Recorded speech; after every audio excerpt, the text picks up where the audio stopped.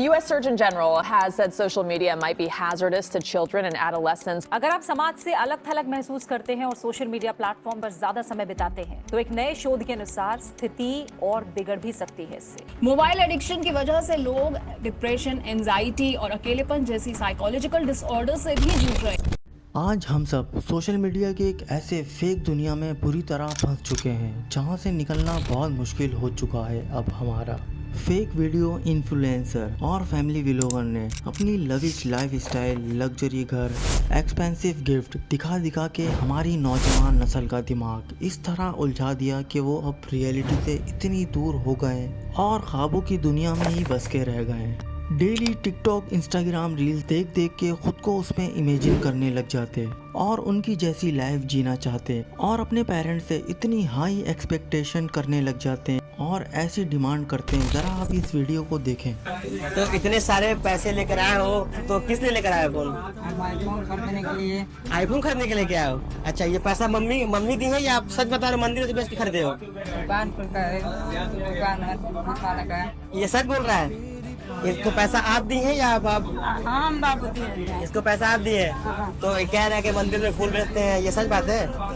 फूल पत्ती हम बेचीला भैया, ये खाली हमसे 3 दिन से खाना ना खाता। इस बच्चे को अभी इस बात का अंदाज़ा बिल्कुल नहीं है कि पैसे कितनी मुश्किल से कमाए जाते हैं, लेकिन माँ तो फिर माँ होती अपनी ज़िंदगी की सारी जमा पूंजी अपने बच्चे की ख्वाहिश पूरी करने के लिए बगैर किसी सोचे समझे लेकर आ गई। वो फाउंडर ऑफ आईफोन कंपनी के मालिक से पूछा किसी इंटरव्यू के दौरान कि आपके बच्चों को तो आईपैड बहुत पसंद है। Steve Jobs, anti-tech, the New York Times reporting the Apple founder actually would not let his own kids play with computers. And Len Ramirez found some other Silicon Valley parents agree. No more iPads. तो Steve jobs ने कहा, "We don't allow at home." और एक ऐसा ही interview Bill Gates ने New York time को देते हुए कहा, "मैं अपने बच्चों को इलेक्ट्रॉनिक आइटम प्रोवाइड नहीं करता।"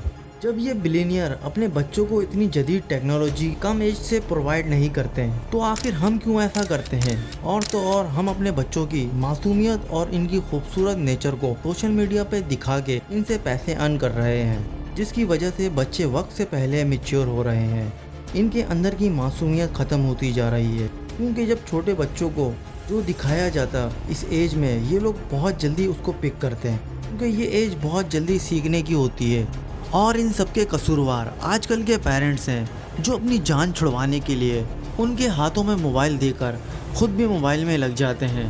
पेरेंट्स को चाहिए कि सही एज में उनके हाथ में मोबाइल दिया जाए और उनको पूरी तरह से एजुकेट किया जाए इस बारे में कि सोशल मीडिया के एडवांटेज और डिसएडवांटेज के बारे में, ताकि बच्चों को पता हो। अब एक नज़र 90s और अब के बच्चों में डाल लेते हैं ताकि हम इन दोनों के डिफरेंस को जान सकें।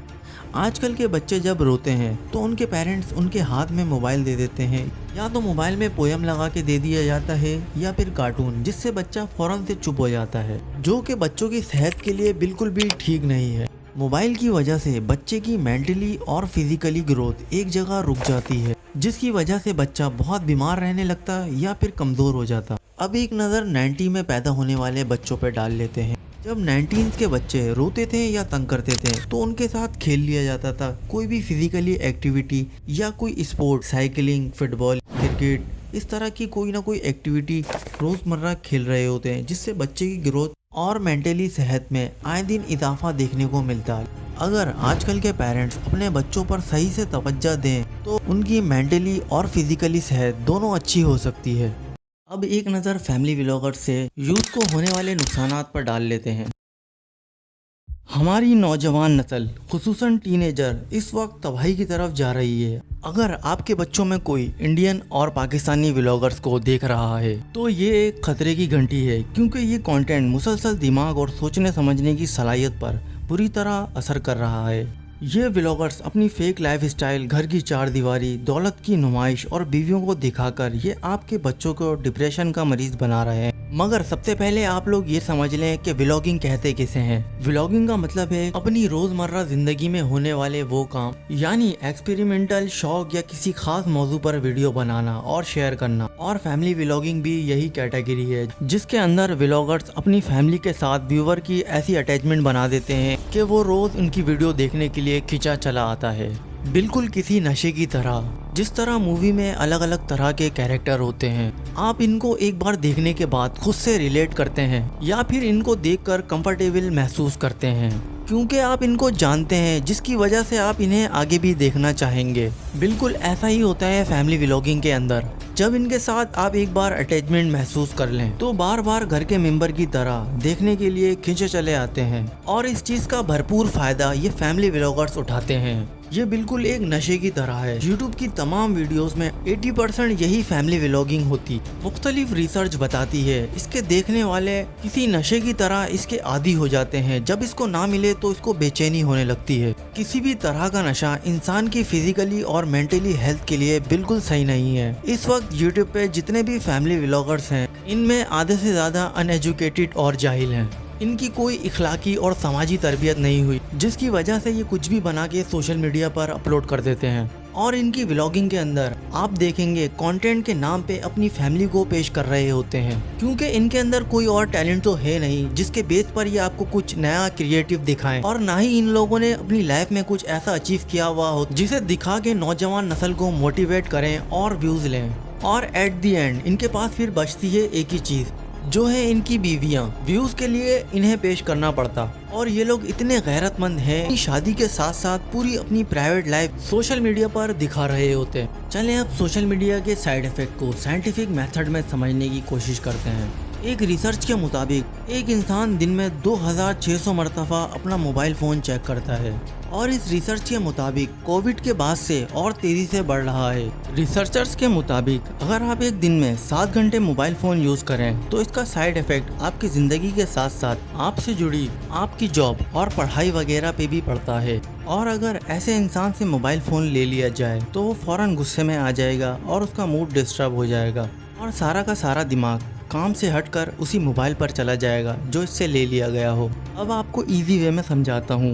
जब हम मोबाइल यूज़ करते हैं या रील देखते हैं या कोई और वीडियो देखते हैं, तब हमारे ब्रेन में डोपामाइन रिलीज होता, जिससे हमें मज़ा आता और अच्छा फील होता और प्लेजर मिल रहा होता।